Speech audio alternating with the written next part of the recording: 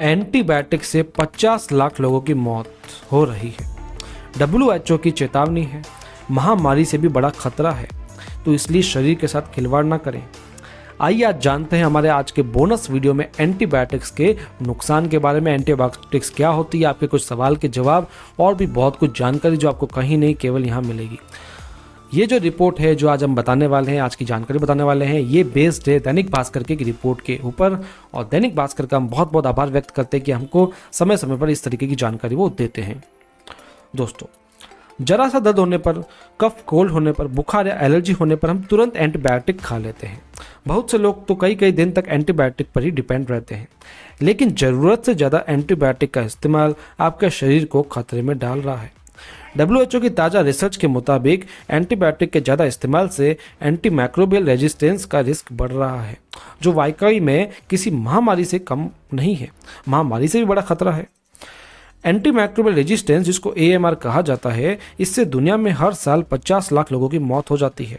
यही हाल रहा तो साल 2050 तक मौत का आंकड़ा 1 करोड़ के पार चला जाएगा। अगर आप भी एंटीबायोटिक खाते हैं तो ये खबर आपके लिए बहुत महत्वपूर्ण है। इससे पहले कि ये दवा आपके लिए श्राप बने, पहले ही असलियत जान लें और सतर्क हो जाइए। हम आपको बताएंगे कि एंटीबायोटिक से एंटीमाइक्रोबियल रेजिस्टेंस का रिस्क बढ़ रहा है, ये क्या है और इसके शरीर को क्या नुकसान होते हैं। तो पहला सवाल है, एंटीबायोटिक होता क्या है? तो centre of disease control and prevention के अनुसार एंटीबायोटिक ऐसी दवाएं हैं जो बैक्टीरिया के डेवलपमेंट को रोकती है या उन्हें पूरी तरीके से नष्ट कर देती है।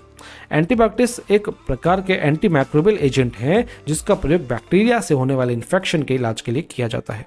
एंटीबायोटिक्स बैक्टीरिया के स्ट्रक्चर और फंक्शन को टारगेट करती है और उनके विस्तार को रोकती है। ध्यान देने वाली बात यह है कि एंटीबायोटिक्स वायरल इन्फेक्शन के खिलाफ प्रभावी नहीं होती है। नेक्स्ट क्वेश्चन है, कुछ लोग बात बात पर एंटीबायोटिक खाते हैं, इससे शरीर पर क्या असर पड़ता है?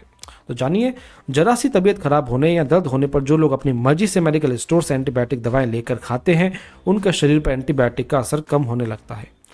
एक हफ्ते तक दवा खाने पर भी बुखार, वायरल खांसी, जुकाम और दस्त पूरी तरीके से सही नहीं होता है, बल्कि पेशेंट खुद पहले की अपेक्षा कमजोर महसूस होता है। इसके पीछे की वजह एंटीबायोटिक से शरीर को होने वाले नुकसान। नेक्स्ट क्वेश्चन है, शरीर पर एंटीबायोटिक का असर कम हो रहा है, इसकी क्या वजह है? तो chief medical health officer doctor अलंकार गुप्ता के मुताबिक मरीजों में एंटीबायोटिक का असर न के बराबर हो रहा है। मरीज को आराम न मिलने पर बार बार डॉक्टर्स को दवा बदलना पड़ रहा है। असल में एंटीबायोटिक बैक्टीरियल इन्फेक्शन को खत्म करती है। इसके ज़्यादा इस्तेमाल से शरीर के गुड बैक्टीरिया खत्म होने लगते हैं, शरीर की इम्यूनिटी कमज़ोर होने लगती है, जिससे रोगों से लड़ने की क्षमता कमज़ोर और कम हो जाती है और बीमारी पर दवाओं का असर कम होने लगता है। नेक्स्ट क्वेश्चन बहुत ही इंपॉर्टेंट है, WHO की रिसर्च में एंटीमाइक्रोबियल रेजिस्टेंस का जिक्र किया। ये क्या होता है? एंटीबायोटिक का इस्तेमाल बैक्टीरिया को मारने के लिए किया जाता है, लेकिन अगर कोई व्यक्ति बार बार एंटीबायोटिक का इस्तेमाल कर रहा है तो बैक्टीरिया उस दवा के खिलाफ अपनी इम्यूनिटी डेवलप कर लेता है। इसके बाद इसे ठीक करना काफ़ी ज़्यादा मुश्किल हो जाता है। इसे ही एंटीमाइक्रोबियल रेजिस्टेंस कहा जाता है। इस सिचुएशन में इलाज तो ठीक से नहीं हो पाता, बल्कि लिवर में टॉक्सिन्स इकट्ठा होने लगता है। साथ ही लिवर डैमेज होने का खतरा भी बढ़ जाता है। इसकी शुरुआत फैटी लिवर से होती है और ये धीरे धीरे सिरोसिस फाइब्रोसिस में बदल जाता है। ऐसे में अगर आप एंटीबायोटिक लेते हैं तो आज से ही अपनी इस आदत को बदल लो। वायरल फीवर होने पर शरीर की इम्यूनिटी बढ़ाओ और न कि एंटीबायोटिक खाओ। इम्यून सिस्टम अच्छा रहेगा तो वायरल फीवर 2-3 दिन में ठीक हो जाएगा। अगर नहीं ठीक होता है तो मेडिकल स्टोर पर न जाओ, डॉक्टर से संपर्क करो। एंटीबायोटिक से 8 नुकसान और परेशानियां हो सकती है। एक तो बॉडी से गुड बैक्टीरिया खत्म हो जाएंगे, जी मिचलाना, पेट दर्द, डायरिया की शिकायत होगी। महिलाओं में वजाइनल यीस्ट इन्फेक्शन होने का रिस्क रहता है।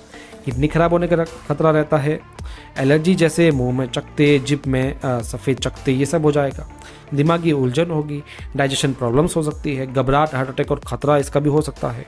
हड्डियाँ कमजोर और ऑस्टियोपोरोसिस की परेशानी हो सकता है। तो किसी भी बीमारी में बिना डॉक्टर की सलाह से दवाएं न खाएं।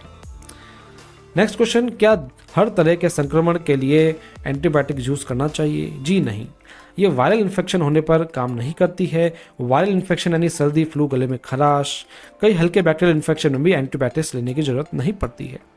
डॉक्टर भी अपने मरीजों को कम से कम ही एंटीबायोटिक्स लिखते हैं। डॉक्टर कुछ बीमारियों के पेशेंट को कभी भी एंटीबायोटिक्स नहीं देते हैं क्योंकि उनमें इसके साइड इफ़ेक्ट्स ज़्यादा होते हैं। इसलिए ज़रूरी है कि जब भी डॉक्टर के पास जाएं, अपनी पुरानी बीमारी के बारे में ज़रूर बताएं। नेक्स्ट क्वेश्चन, किन लोगों को डॉक्टर आमतौर पर एंटीबायोटिक्स की सलाह नहीं देते हैं? किडनी पेशेंट्स, छोटे बच्चे जिनमें एंटीबायोटिक्स की एलर्जी है, हार्ट पेशेंट्स और बुजुर्ग, इन सबको एंटीबायोटिक्स नहीं दिया जाता है। क्या प्रेग्नेंट महिला के लिए एंटीबायोटिक्स लेना सुरक्षित है? दरअसल एंटीबायोटिक से अलग अलग साइड इफेक्ट्स होते हैं। इनमें से कुछ का असर बच्चे की ग्रोथ पर होता है। प्रेगनेंसी के पहले 3 महीने में बच्चे के शरीर के अंग और टिश्यूज डेवलप होते हैं, इसलिए एक्सपर्ट इन दिनों बड़ी सावधानी से डोज देते हैं। एंटीबायोटिक तभी लिखते हैं जब जरूरत होती है।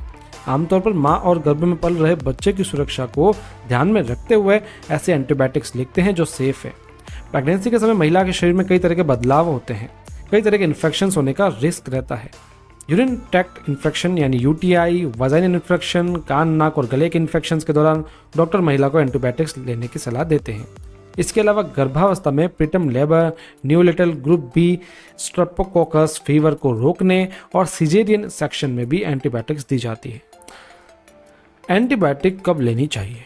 सबसे पहली और ज़रूरी बात, बिना डॉक्टर की सलाह के किसी को भी दवा खुद से या मेडिकल स्टोर से नहीं खानी चाहिए। डॉक्टर मरीज का पहले टेस्ट करते हैं, फिर उस हिसाब से ये एंटीबायोटिक प्रिस्क्राइब करते हैं।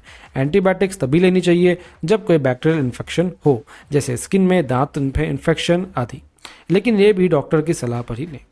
तो आज का ये बोनस वीडियो कैसा लगा जरूर कमेंट में बताइएगा।